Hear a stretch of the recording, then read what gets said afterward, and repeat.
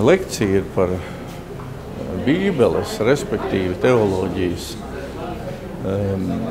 integrēšanu visās sabiedrības procesos, tā skaitā arī zinātnē un sabiedrības dzīvē.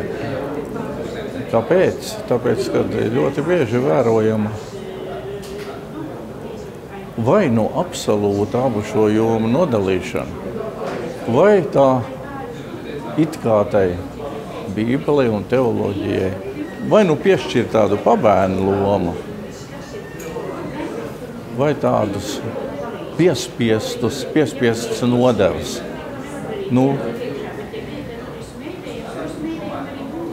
Pieminēsim Dievu vārdu vietā, nevietā.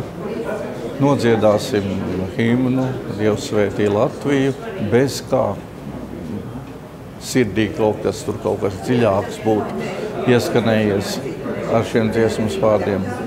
Tā kā vai nu tā kristietība ir tukša skaņa kļūs, vai viņu nodala nost, lai katrs nodarbojās ar savām lietām. Manuprāt, tā ir liela kļūda, jo tikai tad, kad Bībele un teoloģija varēs integrēties arī izziņas procesā un sabiedrības dzīvē, tad ir iespējama normāla pasaules un valsts un cilvēka attīstība. Svarīgi ir tāpēc, ka Dievs ir radījis abas divas šīs pasaules, gan materiālo pasauli, gan garīgo pasauli, un cilvēks vienlaicīgi dzīvo šajās abās divās pasaulēs.